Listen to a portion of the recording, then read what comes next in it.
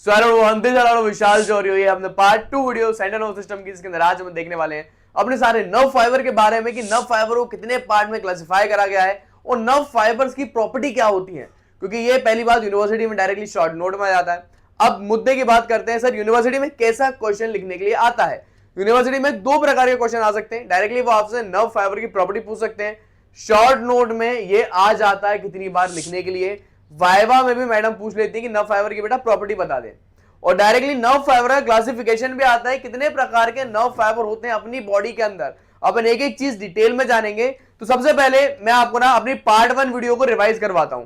तो मैंने part 1 video में आपको बताया था कि मैंने आपको पूरा बताया था कि एक नर्व सेल क्या होता है। बेटा इसको लेके आओ, देखो। मैं पार्ट 1 वीडियो को रिवाइज करवा रहा हूं। जिन लोगों ने भी मेरी पार्ट 1 वीडियो नहीं देखी, लिंक आई बटन पे, पहले जाओ प्लेलिस्ट में ना इसका पार्ट 1 वीडियो देखो। मैं जिस सीक्वेंस में वीडियो डाल रहा हूं उस सीक्वेंस में देखना, ज्यादा अच्छे समझ में आएगा।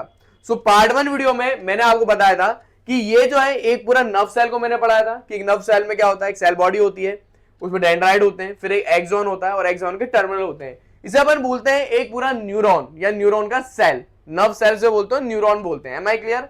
फिर मैंने आपको बताया था जो अपना एक नर्व सेल जो होता है उसका जो लॉन्ग एक्सॉन होता है, उसके एक्सॉन वाले पार्ट को अपन क्या बोलते हैं? अपन बोलते हैं नर्व फाइबर।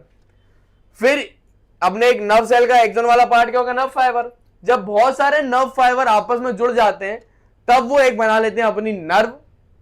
ये मैंने आपको पार्ट 1 में बताया था। अब अपन इसको और डिटेल में पढ़ते हैं, इस नर्व फाइबर को। चलो ठीक है, यहां पे आप देखो। अब नर्व फाइबर कितने पार्ट में इसको अपन ने क्लासिफाई करा, ये डिपेंड करता है इसके स्ट्रक्चर पे।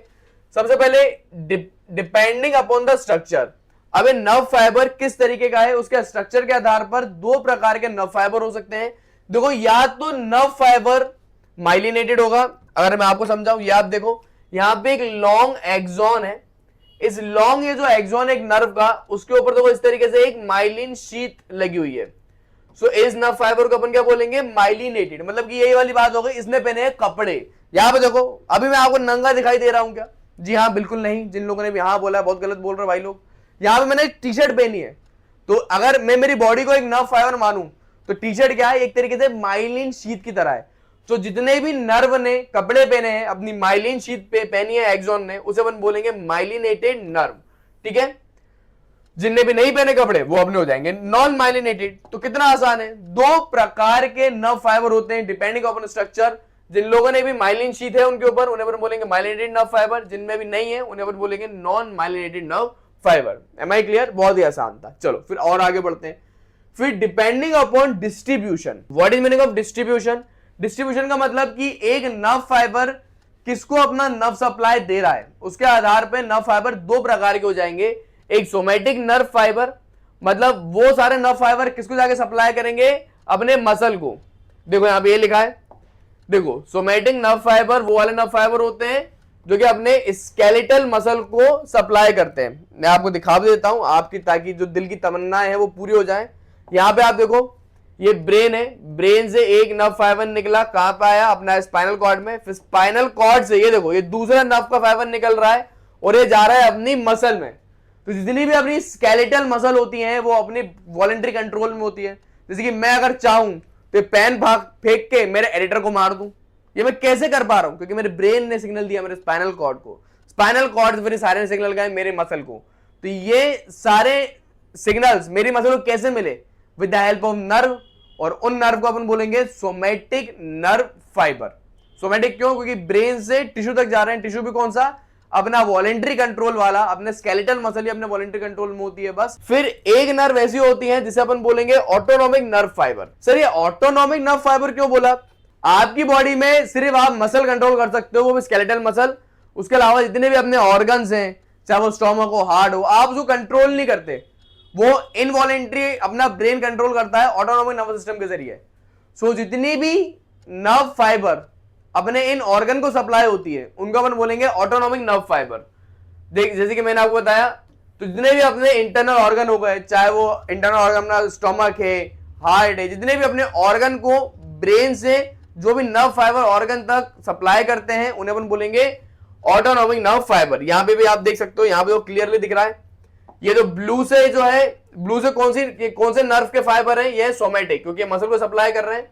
और ये वाली नर्व देखो, जो कि स्पाइनल कॉर्ड से कहां जा रही है, अपने पेट तक जा रही है, मतलब एक ऑर्गन तक जा रही है। ये कौन सी नर्व है, ये अपने हो गए विसरल नर्व फाइबर, क्योंकि ये ऑर्गन को सप्लाई कर रहे हैं। तो ऑर्गन को सप्लाई करने वाले नर्व फाइबर हो गए विसरल, और मसल को सप्लाई करने वाले अपने होगा सोमेटिक। फिर डिपेंडिंग अपॉन द ओरिजिन, ये ओरिजिन के आधार पर भी दो प्रकार के नर्व फाइबर होगा। अगर ब्रेन से नर्व फाइबर का ओरिजिन होगा, उन्हें अपन बोलेंगे cranial nerve fibre arising from the brain, इसको बोलेंगे क्रेनियल नर्व फाइबर। और जो नर्व फाइबर स्पाइनल कॉर्ड से अराइज होते हैं, उन्हें अपन बोलेंगे स्पाइनल नर्व फाइबर। बेहद ही आसान है। फिर depending upon the function, function के आधार पे भी नर्व फाइबर को अपन क्लासिफाई कर सकते हैं। जैसे कि मैंने आपको बताया मोटर नर्व फाइबर क्या होते हैं, what do meaning of motor, मैंने पार्ट 1 वीडियो बताया था। मोटर का मतलब क्या हुआ, ब्रेन से सिग्नल गए स्पाइनल कॉर्ड में, स्पाइनल कॉर्ड से अपने गए मसल में, मतलब अगर ब्रेन टू मसल सिग्नल जाएंगे, उन्हें अपन बोलेंगे motor nerve, motor nerve signals बोलते हैं। तो जो भी नर्व फाइबर मोटर सिग्नल ले जाते हैं, उन्हें अपन बोलेंगे मोटर नर्व फाइबर। तो motor nerve fibre carry motor impulse from central nervous system to different part of body. What is meaning of motor impulse, motor impulse मतलब इस तरीके से मूवमेंट वाला इंपल्स जो है, जो कि अपने स्केलेटल मसल तक जाता है। फिर सेंसरी नर्व फाइबर कैसे होते हैं, सेंसरी नर्व फाइबर का मतलब क्या हुआ, टिश्यू टू ब्रेन, जो सारी सेंसरी इंपल्स ले जा रहा है। जैसे कि अगर ये मेरा एडिटर है, इसको मैं यहां पे बुलाऊं, तो अब ये एडिटर है, अब आप इसके फेस को देखिएगा, मैंने मारा, देखो चेहरा चेंज हुआ, जोर से लगेगा बेटा, ले लगी, देखो अब मैंने ऐसे से मारा, क्या हुआ, यहां की जो नर्व है उनमें क्या हुआ, इंपल्स जनरेट हो गई, वो सारी इंपल्स गई भाई के स्पाइनल कॉर्ड में, स्पाइनल कॉर्ड से ब्रेन तक। सो अगर टिश्यू टू ब्रेन अगर जा रही है नर्व के इंपल्स, और वो कौन ले जाएगा, वो नर्व फाइबर जो कि टिश्यू टू ब्रेन तक इंपल्स ले जा रहे हैं, उन्हें बोलेंगे सेंसरी नर्व फाइबर। जैसे कि अभी मैं इसको छू भी रहा हूं तो उसे महसूस हो रहा होगा, मैं गलत फायदा नहीं उठा रहा भाई हो, तो मैं समझा रहा हूं, छू रहा हूं समझ में आ रहा है, मार रहा हूं समझ में आ रहा है ना, नहीं आ रहा तो फिर बता, जोर से मार के देखो, आ रहा है, ठीक है। तो डिपेंडिंग अपॉन द फंक्शन।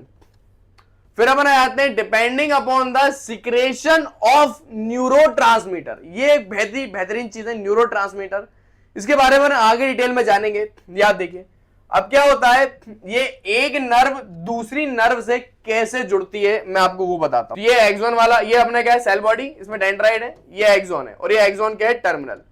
फिर ये एक एक्सॉन का टर्मिनल जो रहता है ना पहली नर्व का, वो दूसरी नर्व के डेंड्राइट से जाके जुड़ता है। इस तरीके से एक नर्व दूसरी नर्व से जुड़ती है। ये आप देखो, मान लो कि यहां पे ये है पहली नर्व और ये है इसके एक्सॉन के टर्मिनल, मैं हूं दूसरी नर्व, मैं हूं सेल बॉडी, और ये मेरा डेंड्राइट। तो ये डेंड्राइट, ये पहली नर्व दूसरी नर्व से कैसे जुड़ेगी, इस तरीके से, इसके एक्सॉन के टर्मिनल और मेरा डेंड्राइट। अब इसको भी और डिटेल में दिखाऊं ना, ये दोनों भाईचारा नहीं दिखाते कि हाथ ही मिला लिया एकदम, बोलते हैं डिस्टेंस रखो, डिस्टेंस रखो। ये देखो, सो एक नर्व दूसरी नर्व के बीच में थोड़ा सा स्पेस होता है, इसको बहुत डिटेल में अपन जानेंगे, सिनेप्स इसको बोलते हैं, इसको बोलेंगे सिनेप्टिक क्लेफ्ट। अब क्या होता है, जो पहली नर्व है अगर उसको दूसरी नर्व तक अगर नर्व इंपल्स ट्रांसमिट करने हैं, तो पहली नर्व क्या करती है, छोटे छोटे से अपने कुछ मॉलिक्यूल्स निकालती है, सब्सटेंस निकालती है, उसे हम बोलते हैं न्यूरोट्रांसमीटर। इसी न्यूरोट्रांसमीटर के जरिए जैसे ही न्यूरोट्रांसमीटर दूसरे वाले नर्व पर जुड़ेगा, दूसरे वाले नर्व में भी इलेक्ट्रिक इंपल्स जनरेट हो जाएंगे, उस तरीके से एक नर्व से दूसरे नर्व तक इंपल्स जाती हैं। ठीक है, इसको बहुत डिटेल में अपन चौथी वीडियो में जानेंगे, न्यूरोट्रांसमीटर कैसे काम करता है। न्यूरोट्रांसमीटर, अब न्यूरोट्रांसमीटर बहुत प्रकार के हो सकते हैं। एक सब्सटेंस होता है उसे बोलते हैं एड्रेलिन। अगर नर्व के फाइबर से एड्रेलिन निकले, ये एक तरीके का न्यूरोट्रांसमीटर है, तो उन नर्व फाइबर को अपन क्या बोलेंगे, एड्रेनलिक नर्व फाइबर। और अगर एसिटाइल कोलिन निकाले तो उन्हें अपन बोलेंगे cholinergic nerve fibre. Hydrogenic nerve fibre कैसे होते हैं, वो वाले नर्व के फाइबर जो कि क्या निकालते हैं, एड्रेलिन या फिर नॉन एड्रेलिन, एक ही है दोनों। कोलिनर्जिक नर्व फाइबर वो वाले नर्व के फाइबर होते हैं जो कि एसिटाइल कोलिन निकालते हैं एज ए न्यूरोट्रांसमीटर। चलिए, तो 5 प्रकार से अपने नर्व फाइबर देख लिए। अब ये अपना आखिरी टाइप है, ठीक है ना, depending upon the diameter and conduction of impulse. ये बेहद ही बेहतरीन चीज है। मैं आपको बताऊं, नर्व फाइबर जो रहते हैं ना, ये अलग अलग प्रकार के होते हैं on the basis of thickness. ठीक है, ये आप देखो, कितने अलग अलग डिफरेंट टाइप के, देखो यहाँ पे आपको नर्व फाइबर दिख रहे होंगे। कोई नर्व फाइबर देखो बहुत ही मोटा है, फिर धीरे धीरे करके इनकी थिकनेस कम होती जा रही है। थिकनेस के आधार पे भी नर्व फाइबर डिफाइंड होते हैं। मैं आपको एक और चीज बताना चाह रहा हूं, जो नर्व फाइबर जितना मोटा, जितना थिक, वो उतनी तेजी से इंपल्स को ट्रांसमिट करता है। तो याद रखना, velocity of transmission of impulse is directly proportional to thickness of nerve fibre. तो एक इस तरीके से तुम बोलना तो याद रखने के लिए, जो जितना मोटा वो उतना अच्छा, समझ रहे हो आप? क्योंकि जितना मोटा नर्व फाइबर होगा वो उतनी जल्दी नर्व इंपल्स ट्रांसमिट करेगा। अब थिकनेस के आधार पर अगर अपन देखें तो कितने प्रकार के अपने होते हैं, यहां पे आप वो देख लो। तो थिकनेस के आधार पर अगर अपन देखें डायमीटर के अकॉर्डिंग, अपने मेनली 3 प्रकार के नर्व फाइबर होते हैं। देखो, या तो नर्व फाइबर अपना होगा ए टाइप, या फिर होगा वो बी, या फिर सी, ये डिपेंडिंग अपॉन द डायमीटर है। अब ये जो ए टाइप जो है ना, वो फर्दर और डिवाइड है, ए, अल्फा, बीटा, गामा, डेल्टा। जैसे कि आप देखो, जो ए अल्फा रहता है ना, वो सबसे मोटा नर्व फाइबर होता है, करीबन 12 से 24 म्यू डायमीटर का रहता है। मतलब सबसे मोटा जो होता है वो ए अल्फा टाइप होता है। फिर धीरे धीरे करके इनके जो मोटाई जो है वो कम होती जाती है। ये कुछ इसी प्रकार से है जिस प्रकार से आपके बैचमेट में अलग अलग प्रकार की लड़कियां आपको दिखती होंगी, कुछ बहुत मोटी, कुछ बहुत ही पतली लड़कियां आपको दिखती होंगी। आजकल तो नया ट्रेंड आया है जमाने में, लोग अगर अपन किसी को गलती से मोटा बोल दो, कोई अगर लड़की हल्की सी वेट वाली तो मोटा बोल दो तो चिढ़ जाती है। No no no, I am not fatty, I am charbi, you know, I am चर्बी।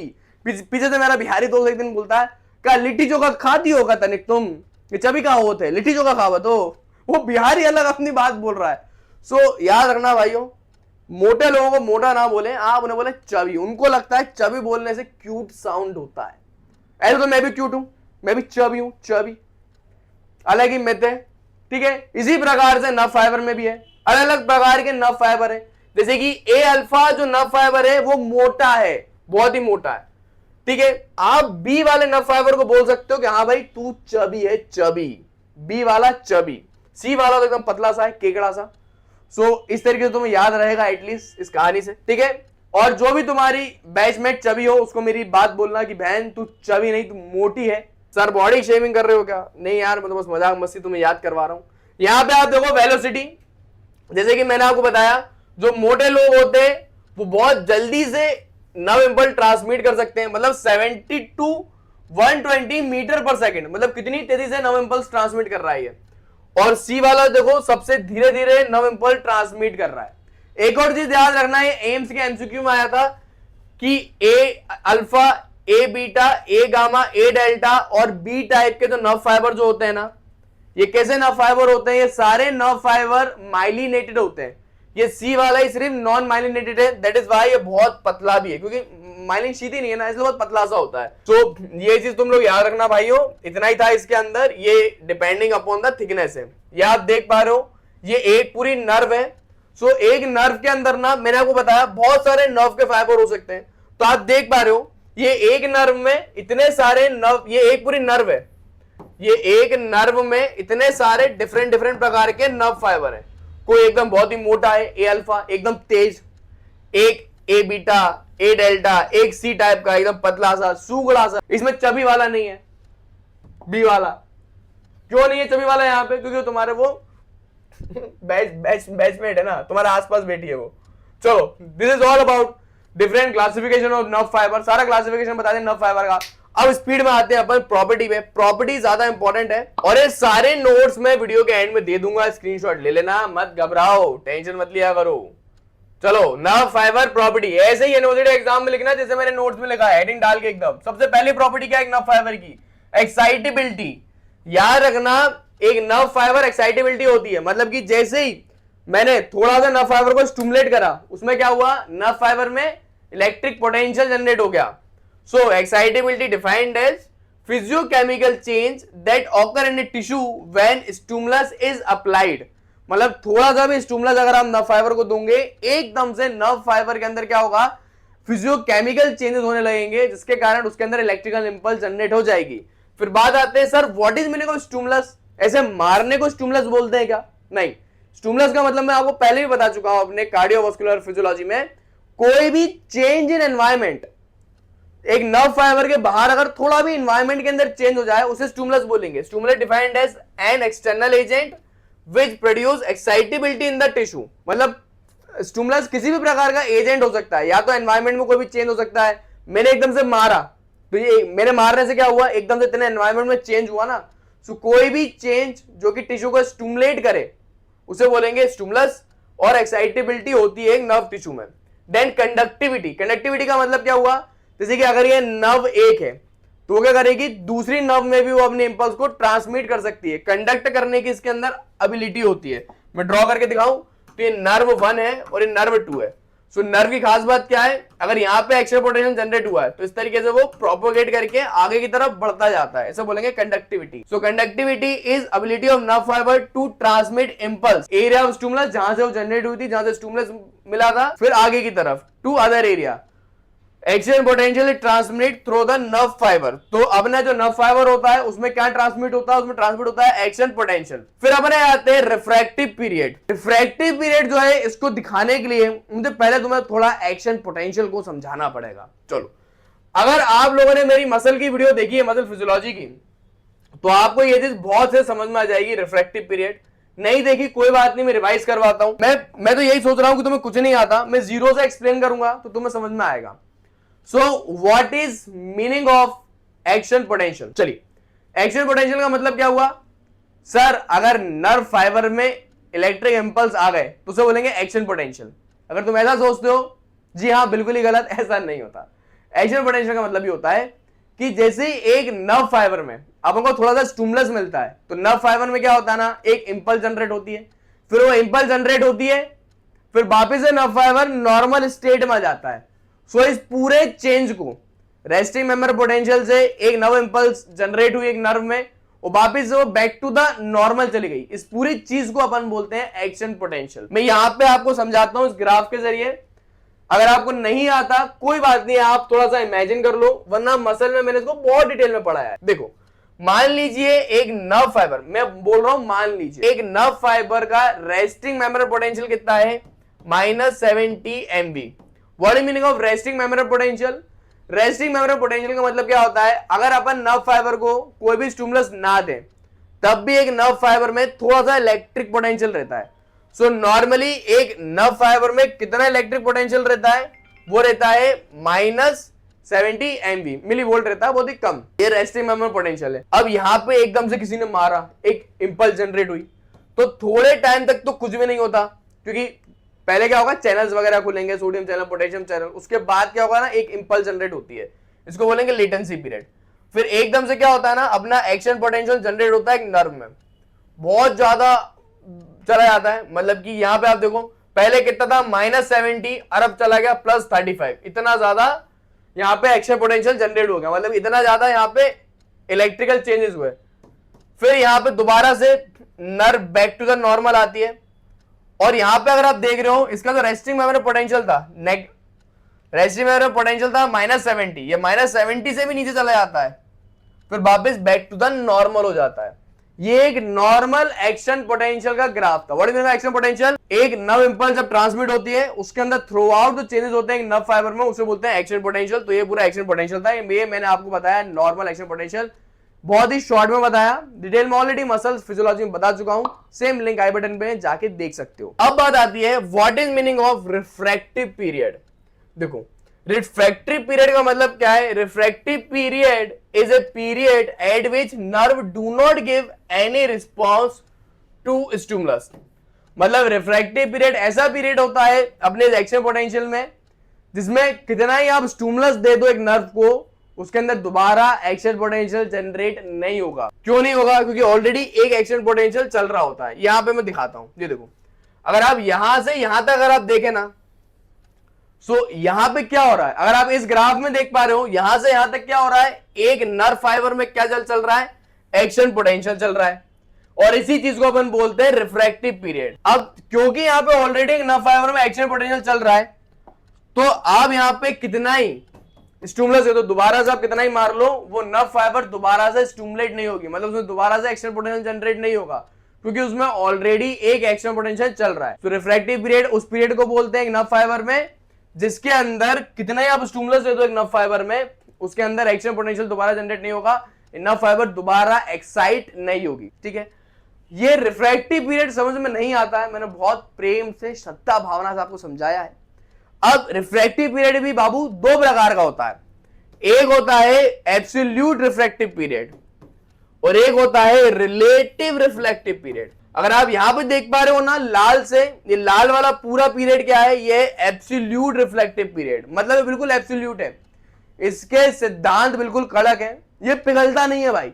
भाई मैं शक्ति, कितनी सुंदर महिला दिख जाए भाई पिघलेगा नहीं, शक्ति है शक्ति, शक्ति वक्ति कुछ नहीं है, इसको प्रॉब्लम है चलो शक्ति है, चलो मतलब यहां पे कितना ही आप स्टिमुलस दे दो, ये दोबारा एक्शन पोटेंशियल जनरेट नहीं करेगा, क्योंकि ऑलरेडी यहां पे एक्शन पोटेंशियल चल रहा होता है। आप देखो ना यहां पे नेगेटिव से पॉजिटिव में आ गया, फिर दोबारा से नीचे की तरफ जा रहा है, तो ये एब्सोल्यूट रिफ्लेक्टिव पीरियड है। यहां पे कितना स्टिमुलस आप दो, मान लो पहले आपने, मैं एग्जांपल दे रहा हूं, मान लो पहले आपने यहाँ पे 25 मिली वोल्ट का स्टिमुलस दिया था, भले ही आप यहाँ पे 30 का क्यों नहीं दे दो, आप ज्यादा स्टिमुलस क्यों ना दे दो, अगर एब्सोल्यूट रिफ्लेक्टिव पीरियड पे एक नर्व फाइबर है तो वो दोबारा इस एक्साइट नहीं हो सकती, क्योंकि इसके अंदर ऑलरेडी एक्शन पोटेंशियल चल रहा होता है, ये एब्सोल्यूट है, पिघलता नहीं है।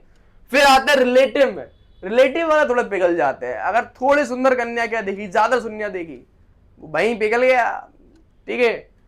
तो ये रिलेटिव है, मतलब अगर अपन नहीं, अगर ये वाले पार्ट में अगर थोड़ा सा भी, अगर पहले 25 था और अगर आपने थोड़ा सा भी ज्यादा स्टिमुलस दे दिया तो क्या होगा, यहां पे दोबारा से एक और एक्शन पोटेंशियल जनरेट हो जाएगा, इसे बोलेंगे relative refractory period. Am I clear? दो प्रकार के होते हैं, तो इस तरीके से आपको ना समझ में आएगा, वरना समझ में नहीं आता है। ये आप देखो, दो टाइप के रिफ्रैक्टिव पीरियड होते हैं। Absolute refractive period is a period during which nerve fibre do not show any response at all whatever any strength of stimulus. Strength कितनी है स्टिमुलस की वो नहीं दिखाएगा तो नहीं दिखाएगा, शक्ति है भाई में, नहीं पिघलेगा तो नहीं पिघलेगा। सच्चाई है, शक्ति वक्ति नहीं है, कुछ प्रॉब्लम चल रही है भाई को, जेनेटिक प्रॉब्लम हो सकती है। क्यों भाई एडिटर साहब, आप तो नहीं है कहीं है? फिर रिलेटिव रिफ्रैक्टिव पीरियड क्या है? It is a period during which nerve fibre show response if strength of stimulus is increase. अगर आप स्ट्रेंथ ऑफ स्टिमुलस इंक्रीज कर देंगे तो नर्व फाइबर थोड़ा दे सकता है। फिर अपने आते हैं समेशन पे। What meaning of summation? Summation का मतलब क्या है कि आप लोगों को मैथ्स नहीं आती है एमबीबीएस वालों, नर्व फाइबर को भी मैथ्स आती है, इसी का मतलब होता है समेशन। ये आप देखो, अब इसको भी समझाने के लिए मान लो वाला एग्जांपल लेता हूं। मान लो ये एक मोटार नर्व है और इस मोटार नर्व को स्टिमुलेट करने के लिए अपन को चाहिए 100 MV, आपको इतना सारा इलेक्ट्रिक पोटेंशियल चाहिए। अब एक सेंसरी नर्व है, सेंसरी नर्व क्या कर रही है? अगर सेंसरी नर्व 100 मिली वोल्ट का, अगर सेंसरी नर्व क्या देगी, अगर यहां पे इलेक्ट्रिक इंपल्स देगी तो ही अपनी ये मोटार नर्व स्टिमुलेट होगी, क्योंकि मोटार नर्व को कितना चाहिए स्टिमुलेट होने के लिए? 100 चाहिए। अगर आप 100 दोगे तो ही स्टिमुलेट होगी। सर मान लो अगर मैं 50 दूं तो क्या होगा? 50 में ये स्टिमुलेट होगी नहीं। यार ना, नर्व फाइबर की एक और प्रॉपर्टी होती है ऑल और नन लॉ, मतलब दोगे तो पूरा ही दोगे वरना मत दो। ये वो वाली बात होगी, आलू वाले ने बोला कि भाई 20 रुपए किलो है, भैया 25 दे दूंगा, नहीं 20 रुपए किलो है तो 20 रुपए किलो ये उतने ही देने पड़ेंगे। यहां पे भी सेम है, अगर एक नर्व 100 में स्टिमुलेट होती है तो 100 में स्टिमुलेट होगी, 50 में स्टिमुलेट नहीं होगी। सर अगर 150 कर दूं तो बेटा 150 तो अबव देन थ्रेशोल्ड है ना, ये 150 में भी स्टिमुलेट हो जाएगा, वो 100 से ऊपर होना चाहिए, कम नहीं होना चाहिए। अब समेशन का मतलब क्या होता है? समेशन का मतलब क्या है? अगर मान लो एक नर्व, एक सेंसरी नर्व 50 दे रही है, दूसरी वाली 50 दे रही है, तो गिनती क्या होती है बेटा? 50 प्लस 50 कितना होगा? 100 होगा ना। और 100 क्या है? 100 तो अपना एक नर्व का थ्रेशोल्ड है, इसी को बोलते हैं समेशन। मतलब अगर एक नर्व को एक्साइट करने के लिए 100 अपन को चाहिए, और 100 अगर अपन को एक सेंसरी न्यूरॉन से नहीं मिल रहा है, एक से ज्यादा से मिल रहा है, मतलब कि एक 50 दे दे दूसरा 50 दे दे, तो ये दोनों 50-50 के स्टिमुलस क्या होते हैं?